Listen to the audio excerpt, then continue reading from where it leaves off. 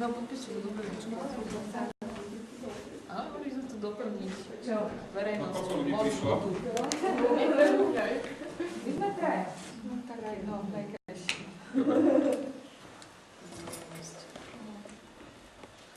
Šiesti ospravedlnení?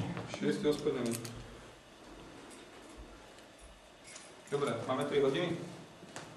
No, máme. Konštatujem, že dnes sme uznačení na stopy, takže dávame si pol hodinku a čakáme pol hodiny. Dobre, kolegovia? Dobre, v súlade s rokovacím poriadkom. V súlade s rokovacím poriadkom. Samozrejme, inak. Útorok? Či zatiaľ... No, pondelok, ja by som rád pondelok vo štvrtok prebežne. Tak? Ale nám už boli šotichovi zdraví. No. No ja dúfam, ja som tiež chorý. Ja som vyšiel z postele kvôli tomuto, ja som tiež chorý, takže ja som momentálne na dovolenke, takže tak. To nám mohol aj Martin dať podať Macha krížom cez cestu. Martin leží v horúčkach, Hečko leží v horúčkach, Uliseho som bol teraz, ten vyzerá nejaký zrádosný. Že kto vie, čo ste robili? No tak ja som tu. No, ale že kde ste to nachytali? Že všetci tak skupinou. No ja myslím, že asi najlepšie. Dopujem stále vitamíny. Dobre, vidíme sa o štvrte. Dobre, no. V súlade s rokovacím poriadkom. Sme 5. Á, dobrý, zdravý. Šiesti. Ešte jeden nám chýbal.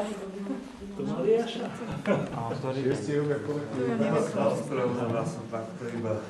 Myslím, že to dneska vôbec nevadí, aj košťalka iba takto. Ani do TVčka, že nie. Hlavne k tomu, že za pol hodiny sa nezišiel Nikto nedošiel. nadpolovičný počet poslancov MZ.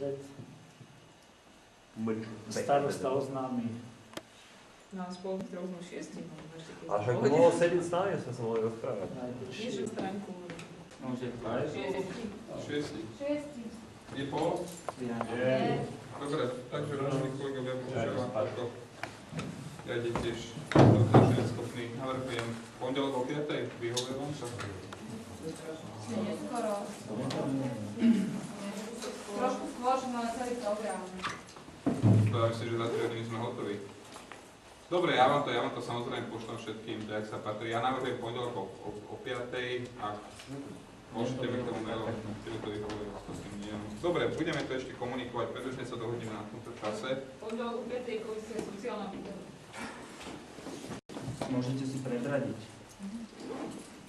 A už dobre, ne? Alebo aj pozrieť. Tá komisia je asi zakliatá. Inak áno.